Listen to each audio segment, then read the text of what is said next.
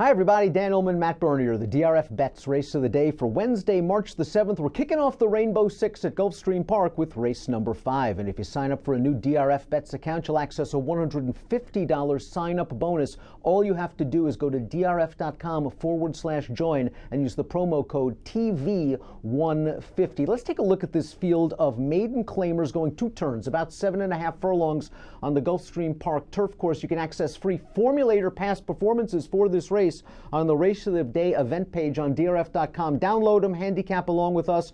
We'll take the field in post position order. Matt, the number 1 Spirit Fly goes out for Wesley Ward. Some angles here, dropping, blinkers on, stretching out with some speed. Makes a lot of sense. I won't be surprised. I think probably one of the more likely winners in this race past 4 years. Maiden special to maiden claiming, 61 to 180 day layoff for Ward, 8 for 20 with a 213 ROI. You get Rosario, blinkers go on. I don't really have anything to knock other than possibly the price, 9 to 2. I don't think you're going to get that. 9 to 2 on the 1 Spirit Fly. As we see from the Timeform U.S. pace projector, this daughter of Bodemeister, trained by Wesley Ward, should be forwardly placed.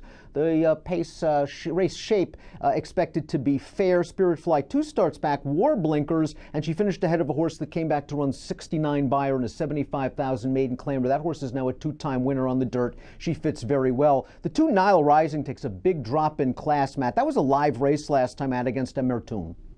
Yes, certainly was. Amertum came back, ran second this past weekend in a stakes race with an 80 buyer. Second place finisher came back to win next out with a 78. Fourth pointer with a 70. The question now is she actually any good? Because to date, she hasn't really picked her feet up. Yeah, beaten double digits at double-digit odds in all 3 lifetime starts. But this class relief makes a lot of sense, and she should offer a little bit of value. 8 to 1 on the morning line. The 3 Morning Grace ran quite well in her turf debut, but it was against weaker maiden specials at Tampa Bay Downs in a slow race. At least it was nice to see she showed a little bit of pace. Going to be forwardly placed. That race hasn't come back particularly good, but again, pace can go a long way. If she's forward, she's got a puncher's chance. One of those horses that she finished ahead of did come back to win with a 68 buyer, but that horse needed to drop all the way down to a $25,000 maiden claimer on the dirt, so she's going to run a lot faster against this group. The 4 Flash Me Not just makes a lot of sense for trainer David Fawkes. This horse really improved in her first start on the turf, showed big speed with the addition of blinkers, was only beaten a neck, and if she runs back to that 70 buyer, she'll be tough. Yeah, absolutely. It's worth noting those top 2 finishers, though. They were a country mile clear of the rest of the field, almost 11 lengths clear. Very clearly, the Timeform U.S. ratings have her right there as well. I don't really have any knocks other than price. The 5's Terminology. Terminology was purchased by the Luch folks for $65,000 at the January OBS sale, and now is put in for $50,000. She showed a little bit of life in 2 starts last year for Mark Cassie. I guess she fits from a class standpoint, but you have to deal with a little bit of a layoff. Got to deal with a layoff. Got to deal with Bernardini on the turf. She's a half to Storm and Monarco, so there's a part of me that wonders at some point you got to try her on the dirt. Several horses trying turf for the first time. Let's begin with the 6, Janet B Does It All. This one's by Northern of Fleet. 9% winners with first-time turf runners. She has folded turf winner, has this dam by Macho Uno, and the dam's a half to a stakes winner on turf named Millennia. So there's a little bit of turf on the bottom of this pedigree. Yeah, coming off of a long layoff, we'll find out. Owned and trained by Steve Dwoskin. This horse took money in that career debut.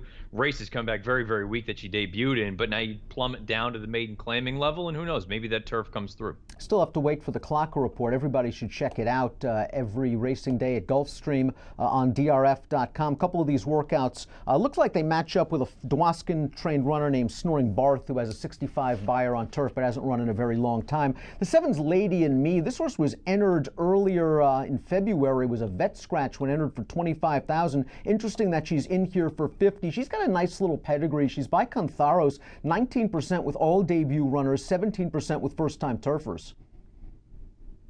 Yeah, and this one's a half to a horse called Shaka Khan, who was 3 for 7 on turf. So this is really what it seems like she's bred to do. Francisco D'Angelo, about 2 years ago, he popped with a big maiden debut scorer and a maiden claimer. Paid $86. Throw this one out at your own peril. I feel like Cantharos This is what they want to do. They want to run on turf, those middle distances, maybe even a little bit shorter. But I think this one's interesting as a first-time starter. That trainer-jockey combination also scored with a 32-1 shot on the turf back in November at Gulfstream West. So you're right. They get these horses ready to fire. Doesn't matter if it's maiden claiming or maiden special. A couple 5-furlong workouts leading up to this race. The dam's a full to a stakes winner on synthetic and dirt sprinting. We'll see if she's ready to go first out on the turf. Glossy's the 8 for Bill Mott. Here's the formulator fact. Past 4 years, 3-year-olds on turf dropping into maiden claiming off of a layoff, 33%, a $3 ROI. Another one coming out of a live race. Yeah, coming out of a live race, Originator went over to Tampa Bay Downs, ran second with a 71. The runner-up came back to win next out with a 74, so you know that she's been in with good company. The question now is going out to 2 turns. I don't think it's going to be a giant issue, but until they do it, you never really know. Let's talk about Fashion Envy, the number 9. This one's by Kentucky Derby winner Orb. Another one coming out of a key race. A couple of horses came back to win. Buyer speed figures of 58 and 63. And you could make the argument maybe this horse just needed one first time out. Yeah, I mean, if you want to try to take a real positive view of it, I mean, Brendan Walsh doesn't ever win first out, but at the same time, if you go back and watch the tape, she just kind of ran around. She never put in any sort of serious bid, and she was on the inside throughout. You're going to have to hope that she moves forward in that second lifetime start. Blinkers on Castellano on the 10, Ragtime Susie. This horse making her second start off of a short layoff, dropping down into a maiden claimer. So again, lots of angles here. I like the tactical speed she showed last time out, first time 2 turns. Yeah, I agree with you. I mean, I think she's probably one of the more interesting ones in here. The Dam, she was 13 of 35 on the turf. The blinkers go on. I despise Union Rags on the turf. I mean, he's right there with Bernardini, because when I see that, I go that we got a problem here. But at the same time, what she's done already, getting the blinker. Tom Bush does a very, very good job. I think she makes a lot of sense. Miss Deplorable completes the field. Another horse trying turf for the first time. Big drama, about 8% with first-time turf runners. The Dams fold 6 horses to try the surface, but only one is won. Yeah, no bargain with that outside post, breaking from 11, going 7.5. Quick run into the first turn. On paper, there's not a lot of pedigree as far as turf is concerned. I'll pass. Let's take a look at our top picks for race number 5. We're kicking off the Rainbow 6 at Gulfstream. We're both looking for a couple of prices. Matt likes the 9 Fashion Envy. This horse 20-1 on the morning line. I'll go with Lady and Me, the first-time starter, 12-1 on the morning line. What price do you need on Fashion Envy, and who else would you use if you're playing the Rainbow? You know, honestly, for me, this is nothing more than kind of a stab play. I don't have a strong opinion in here. I think I absolutely have to use the 1 Spirit Fly.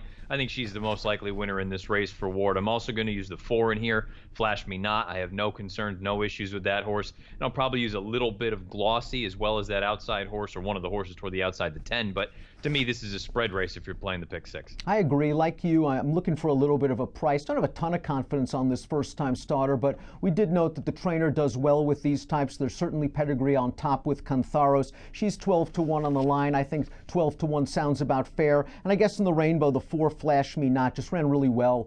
Too well to lose, I thought, in her turf debut. And if she gets a similar trip, or maybe just stalking just off it, she deserves a chance. I'm going to go 7-4. Matt's going with the 9 Fashion Envy in our DRF Bets Wednesday race of the day. Again, if you sign up for a new DRF Bets account, a $150 bonus is yours. Just go to drf.com/join. Use the promo code TV150. And approximate post time for the kickoff leg of the Rainbow 6, approximately 2:35 Eastern. Best of luck.